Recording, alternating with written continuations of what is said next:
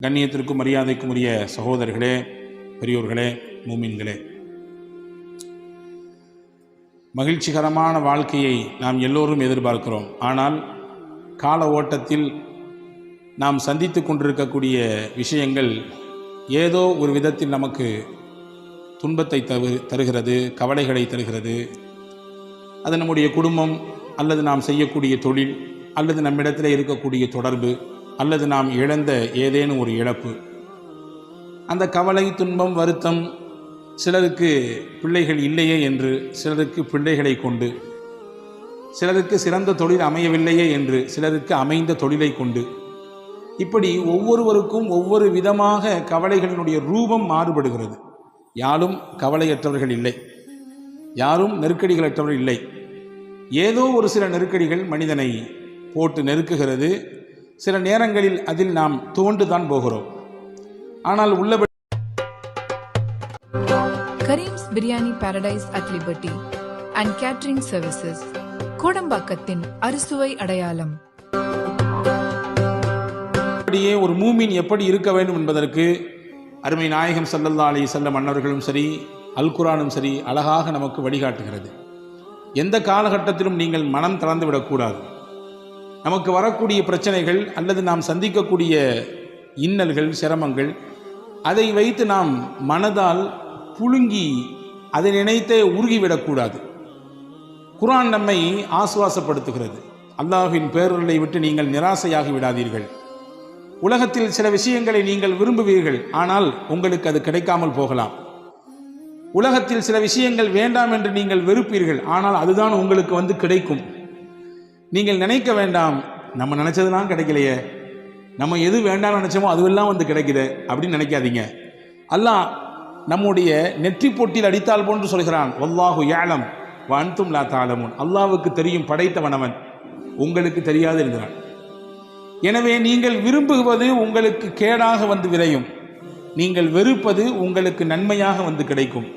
எனவே அல்லாஹ்வுக்கு தெரியும், உங்களுக்கு தெரியாது என்று அல்லாஹ் இந்த ஒற்றை வார்த்தையில் தன்னுடைய அற்புதமான வரிகளை முடித்துக் கொள்கிறான்.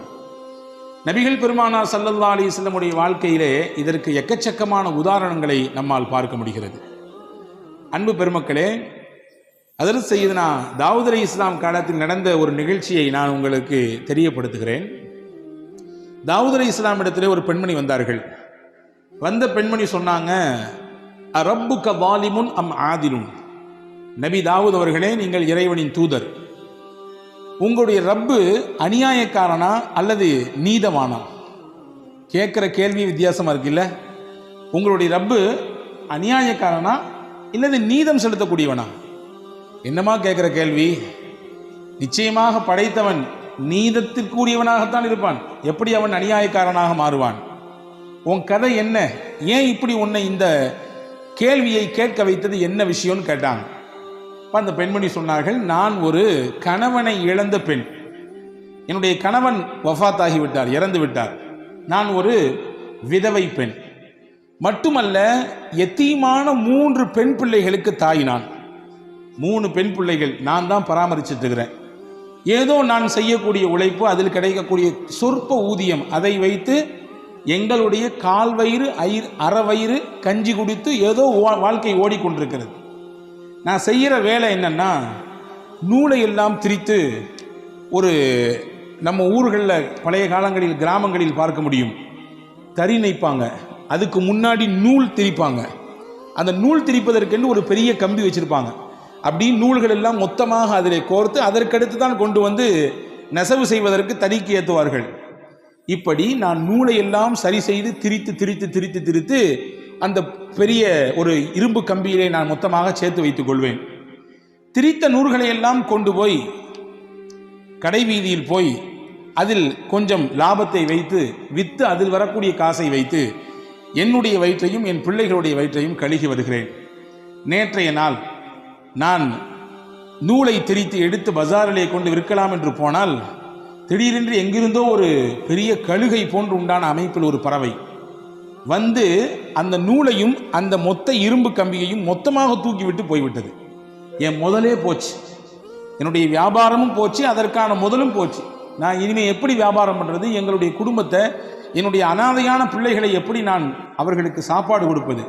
பசியோடு பட்டினியோடு வந்து நிற்கிறேன். எனவே தான் நான் கேட்டேன், நாங்கள் இப்படி தானே இவ்வளோ கஷ்டப்பட்டு சம்பாதிக்கிறோம், கொஞ்சம் கொஞ்சம் தானே சம்பாதிக்கிறோம், அந்த காவயிறு அறவயிறு சாப்பாடு தானே நாங்கள் போய்கிட்டு இருக்குது, இது கூட உங்கள் இறைவனுக்கு பிடிக்கலையா? அநியாயமா இது? எனவே தான் நான் கேட்டேன் என்று அந்த அம்மா சொல்லிச்சு. அதாவது தாவூத் அலைஹிஸ்ஸலாம் சொன்னாங்க, கொஞ்சம் பொறுமையாக இருமா, எதை செய்தாலும் அல்லாஹ் அதற்கு நியாயம் வைத்திருப்பான். மூமீன்கள் பொதுவாக நமக்கு வலு தரக்கூடிய வசனங்கள் நிறைய இருக்குது குர்ஆனிலே. அதிலே ஒரு விஷயம்தான், ஒரு வசனம்தான் நம்ம எல்லாருக்கும் தெரிந்த ஒரு அத்தியாயம், சூரத்து அலம் நஷ்ரஹ். அந்த அலம் நஷ்ரஹிலே அல்லாஹு தஆலா நீங்கள் கவனித்து பார்த்திருப்பீர்கள், ஒரு விஷயத்தை 2 தடவை மடக்கி மடக்கி சொல்கிறான். பார்த்துருக்கீங்களா? இன்ன மஅல் உஸ்ரி யுஸ்ரன், இன்ன மஅல் உஸ்ரி யுஸ்ரா.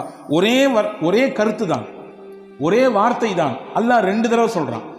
திருக்குர்ஆனில் 6200 சொச்சம் வசனங்கள் இருக்கிறது. ஒரு சில அறிவிப்புகளிலே கூடுதல் குறைவு. ஆனால் எந்த வசனமும் தேவையற்றது, இது அதிகப்படி, இது இந்த இடத்துல சொல்லாமல் தான் நல்லா இருக்கும் அப்படின்னு எதையும் சொல்ல முடியாது. திருக்குர்ஆனின் ஒவ்வொரு எழுத்தும் ஒவ்வொரு வசனங்களும் அர்த்தம் உள்ளது, வீணானது இல்லை. அப்படி என்றால் ஏன் ஒரு வசனத்தை அல்லாஹ் 2 தடவை சொல்ல வேண்டும்? ஒரே கருத்தை ஏன் 2 தடவை மடக்கி சொல்ல வேண்டும் என்றால், அறிஞர்கள் சொல்கிறார்கள், உங்களுக்கு அல்லாஹ் ஒரு கஷ்டம் கொடுத்தால் 2 சந்தோஷம் தருவான். உங்களுக்கு ஒரு நெருக்கடி வந்தால் 2 மகிழ்ச்சி வரப்போகிறது. உங்களுக்கு ஒரு இழப்பு என்றால் 2 சந்தோஷம், 2 வரவு வரப்போகிறது. இதுதான் உண்மை. இதற்காக வேண்டிதான் அல்லாஹ் 2 தடவை சொல்கிறான். இப்போ சொன்னாங்க தாவூத் அலைஹிஸ்ஸலாம், கொஞ்சம் பொறுமையாரி, நீ வார்த்தையை விட்டுறாத. சில சமயங்களில் கோபத்தில் அல்லது ஏதாவது ஒரு பதட்டத்தில் வார்த்தையை விட்டு விடுகிறோம், விட்டு அதற்கு பின்னால் யோசிக்கிறோம், தவிக்கிறோம், ஆஹா அப்படி சொல்லிட்டு கூடாதே என்று நினைக்கிறோம். தாவூத் அலைஹிஸ்ஸலாம் கொஞ்சம் பொறுமையாரிமா, கொஞ்சம் உட்காருமான்னாங்க. ஒரு ஓரத்தில் உட்கார்ந்தாங்க அந்த அம்மா. கொஞ்ச நேரத்தில் திடீரென்று ஒரு 10 வியாபாரிகள் வந்தார்கள். வந்தவர்கள் தாவூத் அலைஹிஸ்ஸலாம் இடத்திலே வந்து, நாங்கள்லாம் கடல் வணிபம் செய்யக்கூடியவர்கள், கடலில் போய் முதல்ல போட்டு எடுத்து வந்து சரக்கு எடுத்து வந்து ஊரில் விற்பனை செய்யக்கூடியவங்க. அப்படி நாங்கள் வியாபார சரக்குகளை எல்லாம் வாங்கிட்டு ஒரு சின்ன படகிலே நாங்கள் ஏறி வந்து கொண்டிருந்தோம். வந்து கொண்டிருக்கக்கூடிய சமயத்திலே கடுமையான காற்று, கடுமையான அனல் பறக்கக்கூடிய சூறாவளி காற்று. அந்த சூறாவளி காற்றிலே நாங்கள் வந்து அந்த சின்ன படகு அங்கிட்டும் இங்கிட்டும் சாய்கிறது. எங்களுக்கு பயம், நாங்களும் மொத்தமாக மூழ்கி போவோமோ அல்லது நாங்கள் கொண்டு வந்த மொத்த சரக்கும் வீணாய் போய்விடுமோ. சரி, சரக்கு போனாலும் பரவாயில்ல, உயிர் காப்பாற்றப்படணுமே. சரக்கு போனாலும் அடுத்து சம்பாதிச்சுக்கலாம், எங்க உயிர் போச்சுன்னா.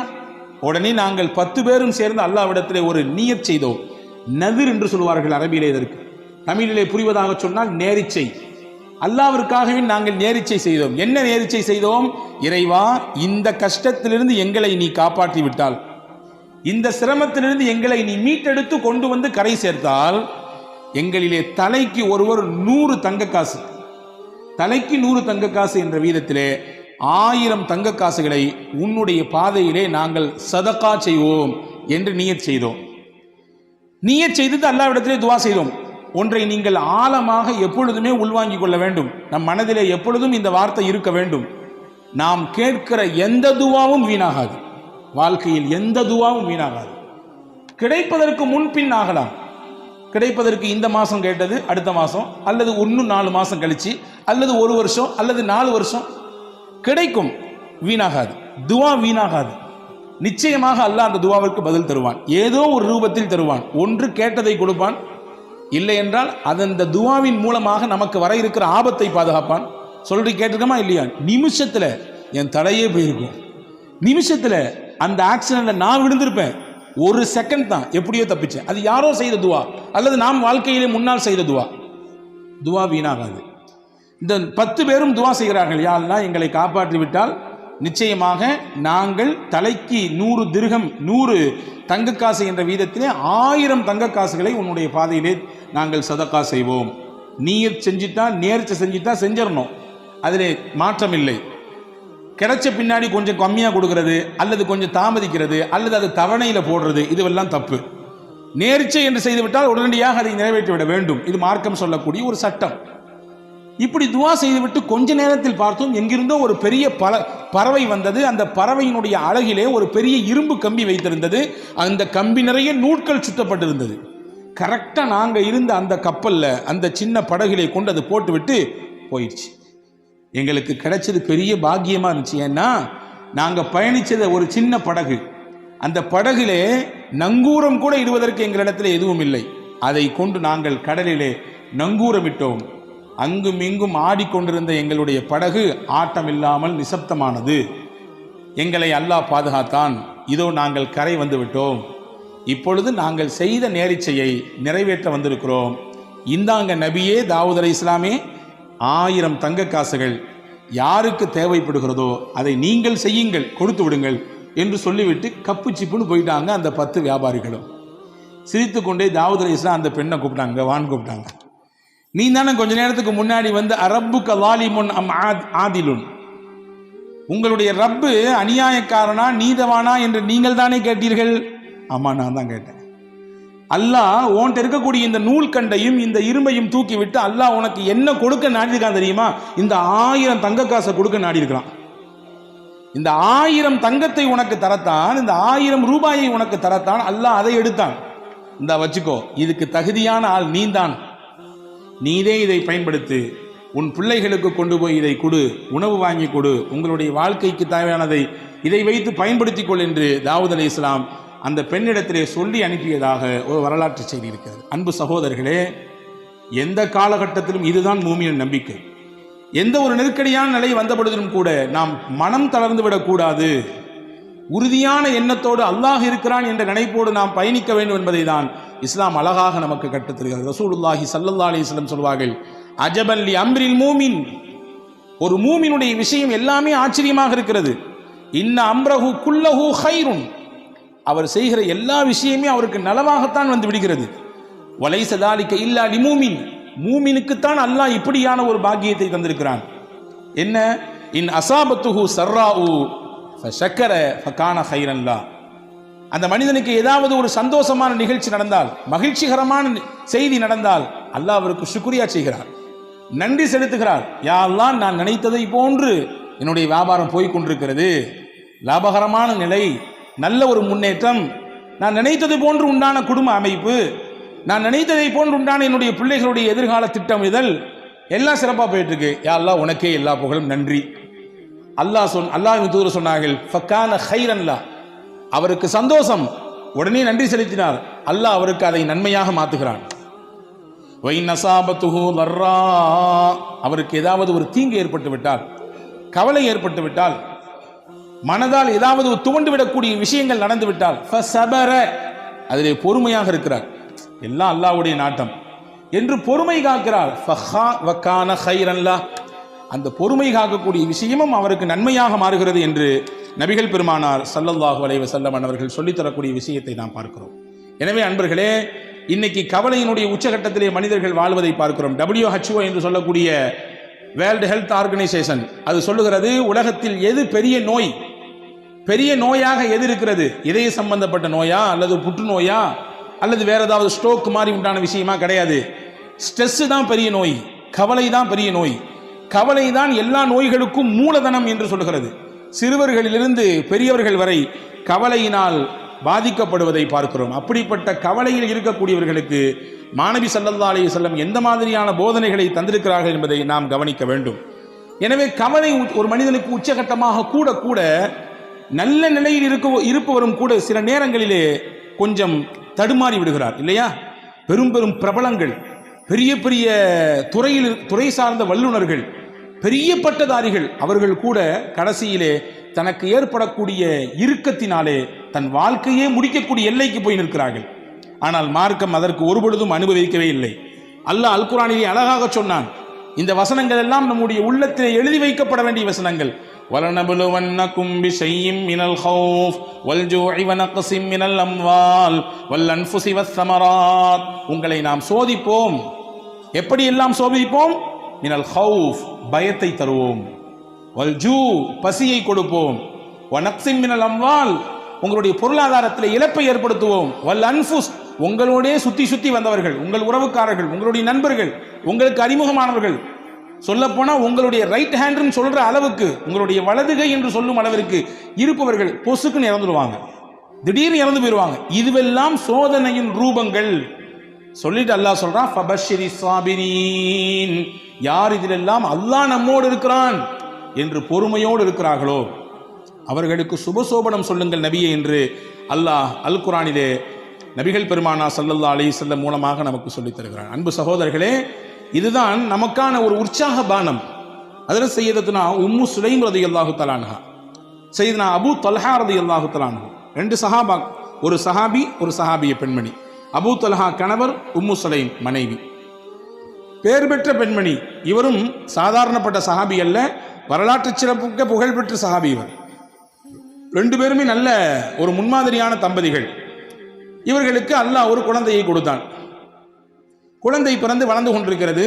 அபூ தல்ஹா வெளிநாடுகளுக்கு வியாபாரம் செல்லக்கூடியவர். அப்படி ஒரு நாள் வியாபாரத்துக்கு வெளிநாட்டுக்கு போனார். போயிருக்கக்கூடிய அந்த கேப்பில் பிறந்த குழந்தை வளர்ந்துட்டு இருக்கக்கூடிய காலகட்டத்தில் திடீர்னு அந்த பிள்ளைக்கு ஏதோ ஒன்று செஞ்சுது. அந்த குழந்தை இறந்து போச்சு. வியாபாரம்லாம் முடிச்சுட்டு திரும்பி ஊருக்கு வர்றாரு. ஊருக்கு வந்த உடனே தன்னுடைய மனைவி இடத்திலே வர்றாரு. கணவன் நீண்ட நாள் கழித்து வந்திருக்கிறார், வியாபாரம் முடித்து வந்திருக்கிறார். எடுத்த உடனே அவர்கிட்ட சோக செய்தியை சொல்லி அவருடைய அந்த மைண்டை அப்செட் பண்ண வேண்டாம் என்று நினைத்த உம்மு சுலைம் ரலியல்லாஹு தஆலா அன்ஹா கணவனுக்கு சிறப்பான முறையிலே உணவு ஏற்பாடு செய்து விருந்தோம்பல் செய்தார். செய்து முடித்துவிட்டு அன்றைய பொழுது தன்னை முழுவதுமாக சிறப்பாக அலங்கரித்து கொண்டு அன்றைய தினம் தன்னுடைய கணவனோடு இல்லறத்திலே இணைந்தார். இணைந்ததற்கு பிறகு ஒரு அழகான ஒரு கேள்வியை எடுத்து வைக்கிறார் மனைவி உம்மு சுலைம் ரலியல்லாஹு தஆலா அன்ஹா. உங்கள்கிட்ட யாராவது ஒருத்தர் அமானீதத்தை கொண்டு வந்து கொடுத்து கொஞ்ச நாளைக்கு பின்னாடி என் பொருளை தாங்க திருப்பி அப்படின்னு கேட்டா நீங்களே வச்சுக்குவீங்களா? கேட்டவர் கேட்ட ஒன்று எடுத்து கொடுத்துருவீங்களா? என்னம்மா இது கேள்வி? அமானீதம் சொல்லி கொடுத்துட்டா உரியவங்க வந்து கேட்டால் கொடுக்க தானே செய்யணும். கொடுக்க மாட்டான், இது என்னோடது, நீங்கள் உங்களை யாருன்னு எனக்கு தெரியாது என்று சொன்னால் இது மோசடி அல்லவா? இது அநியாயம் இல்லையா? அக்கிரமம் இல்லையா? இதானே சரி? ஆமாம், இதான் சரி. உம்மு சுலைம் ரலியல்லாஹு தஆலா அன்ஹா தன்னுடைய கணவனிடத்திலே சொன்னார்கள், அல்லாஹ் நமக்கு அமானிதமாக பிள்ளையை தந்தான், கொடுத்தவனே எடுத்துக்கொண்டான். கொடுத்தவனே எடுத்துக்கொண்டான். நம்முடைய சக்தி எங்கே இருக்கிறது? அல்லாஹ்வின் சக்தியாச்சே. எனவே இன்னைக்கு எந்த குறையும் இல்லை, எல்லாம் பெர்ஃபெக்ட், 100%. கணவனுக்கும் எந்த பிரச்சனையும் இல்லை, மனைவிக்கும் எந்த பிரச்சனையும் இல்லை. குழந்தை ஏன் இல்லை? அல்லாஹ் நாடவில்லை, அவ்வளவுதான். இதுதான் உண்மை. எனவே நாம் புரியக்கூடாது நம் சக்தியின் மூலமாகத்தான் பிள்ளை, நம்முடைய ஆற்றல், நமக்கு இருக்கிறது ஆண்மை. இல்லை இல்லை இல்லை, கிடையவே கிடையாது. ஹஜ்ரத் உம்மு சுலைம் சொன்னாங்க, கொடுத்தவன் அல்லாஹ், அவனே எடுத்துக்கிட்டான் திருப்பி. அபூ தல்ஹா ஆடி போய் விட்டார். மறுநாள் காலில் போய் அழுதுகிட்டே கண் கலங்கிட்டே ரசூலுல்லாஹ்ட்ட போனார். யா ரசூலல்லாஹ், செய்தியை கேட்டீங்களா? வெளியூருக்கு போயிட்டு வர்றதுக்குள்ள புள்ள இறந்து போச்சு. அது மட்டும் இல்லை, இந்த செய்தியை என் அந்த அம்மா எப்போ சொன்னாங்க தெரியுமா? எவ்வளோ தாமதித்து சொன்னாங்க தெரியுங்களா? எனக்கு வருத்தம் தானே இது என்று ஹஜ்ரத் அபூ தல்ஹா ரலியல்லாஹு அன்ஹு ரசூலுல்லாஹ்விடத்திலே சொன்ன பொழுது ரசூலுல்லாஹ் அழகாக ஒரு துஆ செய்தார்கள். பாருங்கள், நபியினுடைய துஆவுக்குரிய சக்தியை பாருங்கள். அல்லாஹ் நமக்கு எடுத்த விஷயத்திலே நாம் கொஞ்சம் பொறுமையாக இருந்தால் தரக்கூடிய பிரதிபலன் நம்மை ஆச்சரியப்படுத்தும், நம்மை அப்படி மெய்சிலிர்க்க வைக்கும்.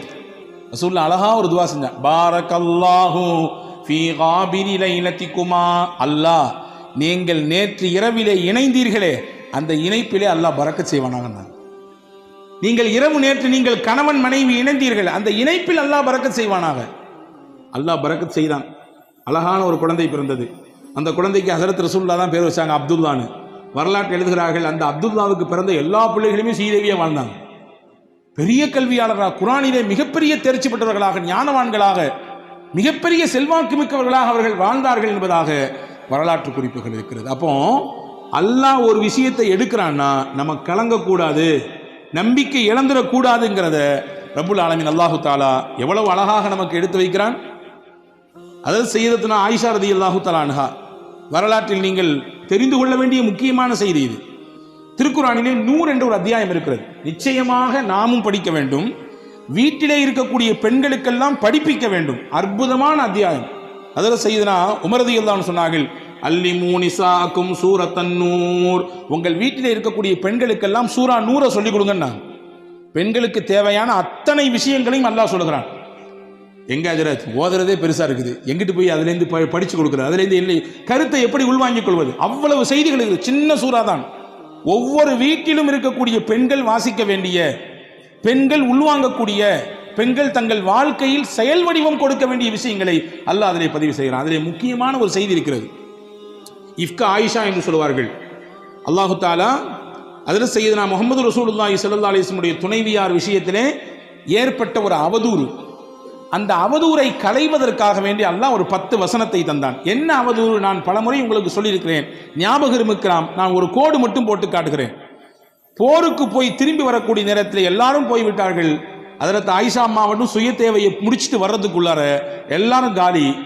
கடைசியில் எல்லாத்தையும் பார்க்கறதுக்காக நியமிக்கப்பட்டவர், ஏதாவது தவறவிடப்பட்டதா என்பதை பார்ப்பதற்கு நியமிக்கப்பட்ட சஃப்வான் மட்டும்தான் இருந்தார். ரசூலுல்லாஹி ஸல்லல்லாஹு அலைஹி வஸல்லம் உடைய அன்பு தோழர் சஹாபி ரலியல்லாஹு அன்ஹு. இவங்க ஆயிஷா அம்மாவை கண்டு ரசூலுல்லாஹ்வுடைய துணைவியார் என்பதை உறுதி செய்து தான் வந்த ஒட்டகையை அமர்த்தி வைத்து அதில் மேலே ஆயிஷா அம்மாவை உட்கார வச்சு கீழே பிடிச்சிட்டு நடந்து வந்தாங்க. ஒட்டகத்தினுடைய கயிறை பிடித்து கொண்டு நடந்து வந்தார்கள். மதீனாவுக்குள்ள என்ட்ரி ஆகும்போது முனாஃபிக்கின்கள்லாம் லட்டு சாப்பிட்ற மாதிரி இருந்துச்சு இந்த நிகழ்ச்சி, அல்வா சாப்பிட்ற மாதிரி. என்ன, எல்லாரும் போயாச்சு, முகமது ரசூலுல்லாஹ்வுடைய துணைவியார் மேலே உட்கார்ந்துருக்காங்க, கீழே வர்றது ஒரு அந்நிய ஆண் சஃப்வான். இதை அப்படி முடிச்சு போட்டு, பொதுவாகவே தானே, இயல்பு தானே, நல்ல விஷயம் ஸ்லோவாக போகும், அதே கெட்ட விஷயம் அப்படி தாறுமாறா பரவும் இல்லையா, தீயா பரவும். இப்படி தீயாக பரவியது மதீனா முழுக்க. நாயகத்தின் துணைவியார் அன்னை ஆயிஷாவையும் ஹஜ்ரத் சையதுனா சஃப்வான் ரலியல்லாஹுவையும் இணைத்து தப்பு தப்பாக பேச்சு. அல்லாஹ் இந்த நிகழ்ச்சி நீண்ட பட்டியல். அல்லாஹ் இதில் யாரெல்லாம் பங்கெடுத்தார்களோ அவர்களுக்கெல்லாம் உலகத்திலும் சோதனையை கொடுத்தான், ஆகிரத்திலும் நிச்சயமாக அதற்கான வேதனை உண்டு என்று குர்ஆனிலே சொன்னான். இந்த நிகழ்ச்சிக்கு அல்லாஹ் பாடம் சொன்னான். இது இல்ல, ஆயிஷா அம்மா மீது எந்த குற்றமும் கிடையாது, அவங்க பத்தினி, 10.5 மாத்து தங்கம், அவர்கள் ஒரு தூசு கூட அவர்கள் மீது படவில்லை, அவ்வளவு தூய்மையானவங்க. ஏன்னா தூய்மையானவர்களாக இருப்பதினாலே தான் நாயகத்திற்கு அல்லாஹ் துணைவியாக தேர்வு செய்தான், நாயகத்திற்கு மனைவியாக அல்லாஹ் தேர்வு செய்தான். அல்லாஹ்வால் தேர்வு செய்யப்பட்ட முடிவு அது. எனவே அவர்கள் 100% தூய்மையானவர்கள் அப்படிங்கிறத அல்லாஹ் குர்ஆனிலே 10 வசனங்களை கொடுத்து சொன்னான். இதுல என்ன செய்தினா, இந்த வசனங்களை துவங்கும் போது அல்லாஹ் துவங்குறான் பாருங்க.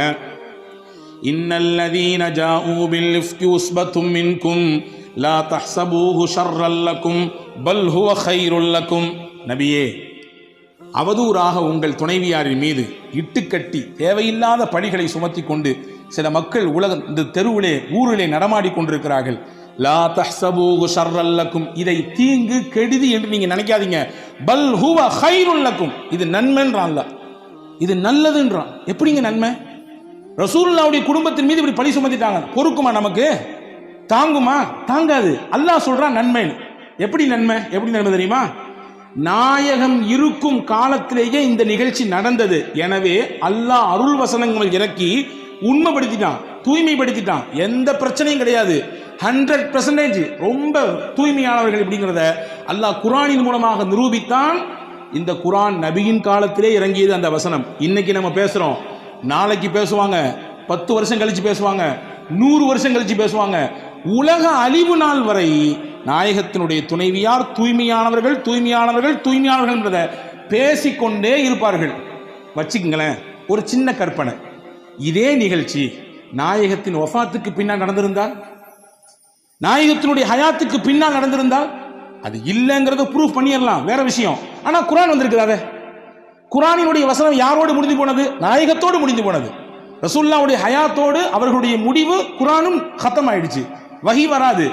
வஹி வரக்கூடிய காலத்திலேயே இந்த ஒரு செய்தி நடந்து, இப்படிலாம் கிடையாது, 100% பியூர், உங்க வீட்டு துணைவியார்கள் எல்லாம் அவ்வளவு தூய்மையானவர்கள் அப்படிங்கிறத அல்லாஹு தாலா அருமையான முறையிலே இங்கே உலக மக்களுக்கு பறைசாட்டினான். எனவே இது நன்மைதான், தீமைன்னு நினைக்காதீங்கன்னு அல்லாஹ் சொன்னான். அன்பர்களே, நாம் பார்க்கக்கூடிய விதத்தில் தான் இருக்கிறது. நமக்கு வரக்கூடிய விஷயங்கள் எப்படியானது என்பதை நாம் பார்க்கிற விஷயத்தில் தான் இருக்கிறது. கொஞ்சம் நமக்கு ஏற்படக்கூடிய சிரமங்களில், கஷ்டங்களில் கொஞ்சம் பொறுமையாக இருந்தால் அல்லாஹ் அதற்கு மிகச்சிறந்த பகரத்தை தருவான். ஒரு நிகழ்ச்சியை சொல்லுகிறேன் பாருங்கள். அபூ தல்ஹா ரலியல்லாஹு தஆலா அன்ஹு என்ற ஒரு சஹாபி, நபி ஸல்லல்லாஹு உம்மு சலமா ரலியல்லாஹு தஆலா அன்ஹா, அபூ சலமா ரலியல்லாஹு தஆலா அன்ஹா, இவங்க 2 பேரும் கணவன் மனைவி. அதே நேரத்தில் சிறந்த கணவன் மனைவி. சிறந்த கணவன் மனைவி ஏன் சொல்றேன்னா, நாயகத்திரத்தில் என்னெல்லாம் கேட்டாங்களோ அதெல்லாம் ரசூலுல்லாஹ்ட்ட கேட்ட விஷயத்தை அப்படியே மனைவிட்டு அப்படி ஒப்பிச்சிருவாங்க, நல்ல விஷயத்தை ஷேர் பண்ணிக்குவாங்க. இன்னைக்கு எதெல்லாமோ பேசுகிறோம், எங்கெங்கே உள்ள விஷயத்தெல்லாம் பேசுகிறோம், குடும்ப விஷயத்தை எடுத்து பேசுகிறோம், மற்ற விஷயங்களை, நல்ல விஷயங்களை நாம் நம்முடைய துணைவியார்களோடு பகிர்ந்து கொள்கிறோமா, அதற்கு குடும்பத்தில் நேரம் வைத்திருக்கிறோமா என்றால் பல நபர்களுக்கு கேள்வியிலே இல்லை என்று தான் வருகிறது இல்லையா? ஹஸரத் அபூ சலமா நபியிடத்தில் கேட்ட விஷயத்தெல்லாம் வந்து ஷேர் பண்ணுவாங்க. அப்படி ஒரு நாள் ஒரு விஷயம் சொன்னாங்க. ரசூலுல்லாஹ் இன்னைக்கு ஒரு செய்தி சொன்னாங்க. என்ன தெரியுமா சொன்னாங்க? யாருக்கு அல்லாஹ் ஒரு சோதனையை தந்து அந்த சோதனையிலே அவர் பொறுமையாக இருந்து இன்னா லில்லாஹி வ இன்னா இலைஹி ராஜிஊன், சோதனைனா இழப்பா இருக்கலாம், கஷ்டமா இருக்கலாம், நெருக்கடியா இருக்கலாம், எதா இருந்தாலும் இருக்கலாம், இன்னா லில்லாஹ் சொல்லிட்டு ஒரு துவா சொன்னார். என்ன துவா? அல்லாஹும்ம அஜிர்னி ஃபீ முஸீபதி வக்லிஃப்னி கைரம் மின்ஹா, யா அல்லாஹ் எனக்கு இந்த இழப்பு ஏற்பட்டிருக்கு, இந்த கஷ்டம் ஏற்பட்டிருக்கு, இதுக்கு நீ தான் கூலி தரணும், நான் இழந்ததை விட சிறந்த பகரத்தை நீ எனக்கு தரணும் என்று ஒருவர் துவா செய்தால் அல்லாஹ் அவருக்கு ஏற்பட்ட இழப்புக்கும் கூலி கொடுப்பான், அவர் இழந்ததை விட மிகச்சிறந்ததையும் கொடுப்பான் அப்படின்னு ரசூலுல்லாஹ் சொன்னாங்கம்மா. அப்படின்னு சொல்லி ஹஸரத் அபூ சலமா உம்மு சலமா ரலியல்லாஹு இடத்திலே சொல்லி கொடுத்தாங்க. இது ஒரு செய்தி. கொஞ்ச நாள் கழிஞ்சது உஹது யுத்தத்துக்கு போனாங்க அபூ சலமா. அவருக்கு ஒரு சின்ன காயம் பட்டுச்சு, திரும்பி வந்தாங்க, அந்த காயமே பெருசாகி கடைசியில் அதுவே மூத்துல போய் விட்டுடுச்சு, இறந்துட்டாங்க. அப்படி ஒரு அந்யுன்யம். அவர்களின் வரலாற்றை நீங்கள் வாசித்தால் கண்ணீர் தொட்டு தான் பக்கங்களை திருப்ப வேண்டும். ஒரு குடும்பமே சேர்ந்து இந்த மார்க்கத்திற்காக தியாகம் செய்த ஒப்பற்ற குடும்பத்திற்கு சொந்தக்காரர்கள், கணவன் மனைவி சின்ன புள்ள, அவ்வளவு சிறப்பான ஒரு வரலாற்றுக்கு சொந்தக்கார பெண்மணி. கணவன் இறந்துட்டாங்க, தன்னந்தனியா மதீனா நிற்கிறாங்க, குடும்பம் கிடையாது, உறவு கிடையாது, யாரும் இல்லை. இப்போ அந்த அம்மாவுக்கு வரக்கூடிய சிந்தனை தான் கணவன் சொல்லி கொடுத்த அந்த ஹதீஸ் ஞாபகத்துக்கு வந்துச்சு. ஞாபகத்துக்கு வந்தவொடனே அந்த அம்மா அந்த ஹதீஸை அதை ஞாபகப்படுத்தி மறுபடியும் இன்னா லில்லாஹ் சொல்லிட்டு அல்லாஹும்ம அஜிர்னி ஃபீ முஸீபதி வக்லிஃப்னி கைரம் மின்ஹா இந்த துவா ஓதிட்டு சொன்னாங்க, ஐயு ரஜுலி கைரும் மின் அபீ சலமா, அபூ சலமா எனக்கு அப்படி ஒரு கணவர், அவரை மாதிரி உண்டா, அவர் இப்போ நான் இழந்துட்டேன், அவருக்கு நிகராக அல்லது அவரை விட சிறந்தவராக எப்படி யார் எனக்கு கணவராக வர முடியும் என்ற ஒரு ஆற்றாமையில் அந்த அம்மா வெளிப்படுத்தினாங்க. அந்த வார்த்தையை வரலாற்றில் எழுதுறாங்க. அந்த அம்மா சொல்லிட்டு சொன்னாங்களாம், என்றாலும் ரசூலுல்லாஹ் சொல்லியிருக்காங்க, அதில் 100 இல்லை 1000 லட்சம் அர்த்தம் இருக்கும், நான் அல்லாஹ்வுக்காண்டி பொறுமையாகிறேன். அப்படியே வரலாற்றின் பக்கங்களுக்குள்ளே போனால் கொஞ்ச நாளைக்கு பின்னாடி அதில் அபூபக்கர் ரலியல்லாஹு பொண்ணு கேட்டாங்க. அபூ சலமா உம்மு சலமாவை மாட்டேன்ட்டாங்க. உமர் ரலியல்லாஹு பொண்ணு கேட்டாங்க, மாட்டேன்ட்டாங்க. கொஞ்ச நாள் கழிச்சு ரசூலுல்லாஹ்வே வந்து பொண்ணு கேட்டாங்க, உங்களை நான் நிக்கா செய்ய ஆசைப்படுறேன், நிக்கா செஞ்சுக்கிட்டாங்க. அன்பு சகோதரர்களே, அந்த அம்மா சொன்ன அந்த வார்த்தைக்கு அல்லாஹ் நிச்சயமாக நம்மை கைவிட மாட்டான், சிறந்த பகரத்தை தருவான், இழப்பு தான், ஈடு செய்ய முடியாத இழப்பு தான், கஷ்டம்தான், பொறுத்து கொள்ள முடியாத கஷ்டம்தான், என்றாலும் ரசூலின் வார்த்தைக்கு நான் முக்கியத்துவம் கொடுக்கிறேன், நிச்சயமாக நான் பொறுமையாக இருக்கிறேன் என்று சொன்னதற்கு அல்லாஹ் கொடுத்த கூலி நபியவே கணவனாக அல்லாஹ் மாற்றி கொடுத்தார். இப்போ நபியை விட உலகத்திலே சிறந்தவர் உண்டா? அபூ சலமாவை விட மிஞ்சியவராச்சே பெருமானா ஸல்லல்லாஹு அலைஹி வஸல்லம். எனவே வாழ்க்கையில் தன்னம்பிக்கை ஒருபொழுதும் இழந்துவிடக்கூடாது. சிரமங்கள் கஷ்டங்கள் வருகிற சமயத்தில் எப்படி ஒரு மனிதன் அதை கையாள வேண்டும், எப்படி தன்னுடைய வாழ்க்கைக்கு அதை அடுத்த கட்டத்துக்கு நகர்த்தி செல்ல வேண்டும், மொத்தமாக மனதால் துவண்டு எதையெல்லாமோ கற்பனை பண்ணிட்டு இப்படிலாம் நடந்துருமா இப்படிலாம் நடந்துருமா என்று யோசித்து கடைசியில் இருக்கிற வாழ்க்கையை நாம் சூனியமாக்கி கொள்ளக்கூடாது என்பதை மார்க்கம் அழகாக சொல்லித் தருகிறது. ஒரு 10 வயது சிறுவன் நடந்த உண்மை சம்பவம். அந்த சிறுவனுக்கு உடலிலே ஒரு பாதிப்பு, தாய் அழைத்து கொண்டு போகிறார். மருத்துவரிடத்துல போய் எல்லாம் விசாரிச்சா கடைசியில் மருத்துவர் சொல்லியிருக்காங்க, புள்ள புற்றுநோயால் பாதிக்கப்பட்டிருக்காரு. அந்த அம்மாவால் தாங்க முடியல. எப்படி தாங்க முடியும்? 10 வயசு குழந்தைக்கு இப்படி ஒரு பிரச்சனைன்னா. பையன் வெளியே வந்தவனை கேட்டான், என்னம்மா எனக்கு பிரச்சனைன்னு. அம்மா சொல்லிச்சு, ஒன்றும் இல்லடா தம்பி, உன் உடம்புல கொஞ்சம் பூச்சி இருக்காமா, வேற ஒன்றும் இல்லை அப்படின்னு சொல்லிச்சு. அந்த பையனுக்கு ஒரு இயற்கை பழக்கம் இருந்துச்சான், வீடியோ கேம் விளையாடுவான், எதையாவது ஷூட் பண்ணிக்கிட்டே இருப்பான். 6 மாதம் எந்த பிரச்சனையும் இல்லை. 6 மாதம் கழிச்சு மறுபடியும் ஹாஸ்பிட்டலுக்கு வர்றான். வந்தவுடனே டாக்டருக்கு ஆச்சரியம், என்ன மிராக்கலா இருக்குது, ஆச்சரியமா இருக்கு, எந்த பிரச்சனையுமே இல்லை, எல்லாம் பியூரா இருக்கிறான் பையன், ஒரு புற்று கூடிய அந்த அடையாளமே தெரியலையே அப்படின்னு. அப்போ வெளியே வந்தோன்னு அம்மா கேட்டுச்சான், என்னடா தம்பி செஞ்ச நீ அப்படின்னு. நீ தான் சொன்னாலம்மா என் உடம்புல வந்து பூச்சி இருக்குன்னு. நான் வீடியோ கேம் விளாடும் போதெல்லாம் ஷூட்டிங் பண்ணும்போது நினச்சிக்குவேன், அந்த என் உடம்புல இருக்கக்கூடிய அந்த பூச்சியை நான் சுடுறேன், அந்த பூச்சியை நான் சுடுறேன் என்று ஒவ்வொன்றாக நினைத்து சுட்டேன் என்று அந்த பையன் சொன்ன பொழுது தாய் உணர்ந்ததாம், எவ்வளவு பெரிய ஒரு வார்த்தை, ஒரு நம்பிக்கை அவனுடைய உடம்பிலே மிகப்பெரிய மாற்றத்தை தந்திருக்கிறது என்று. எனவே அல்லாஹ் இருக்கிறான், எந்த கட்டம் வந்தாலும், எந்த சிரமங்கள் வந்தாலும், எவ்வளவு பெரிய நெருக்கடிகள் கவலைகள் வந்தாலும் அவன் இருக்கிறான் நம்மோடு என்ற எண்ணத்தோடு வாழ்க்கையில் நாம் பயணித்தால் எவ்வளவு பெரிய விஷயங்களையும் எதிர்கொள்ளக்கூடிய சக்தியையும் ஆற்றலையும் வல்ல அல்லாஹ் நமக்கு தருவான் என்பதை தான் மேலே கூறிய நிகழ்ச்சிகளும் நாயகத்தினுடைய வார்த்தைகளும் நமக்கு சொல்லித் தருகிறது. வல்ல அல்லாஹ் அப்படிப்பட்ட உயர்ந்த நற்பாக்கியத்திற்குரிய சிந்தனையோடு வாழக்கூடிய நற்பாக்கியத்தை உங்களுக்கும் எனக்கும் எல்லா மக்களுக்கும் அல்லாஹ் வழங்கல் புரிவானாக. ஆமீன். வாஹிரு தஅவானா அல்ஹம்துலில்லாஹி ரப்பில் ஆலமீன். அஸ்ஸலாமு அலைக்கும்.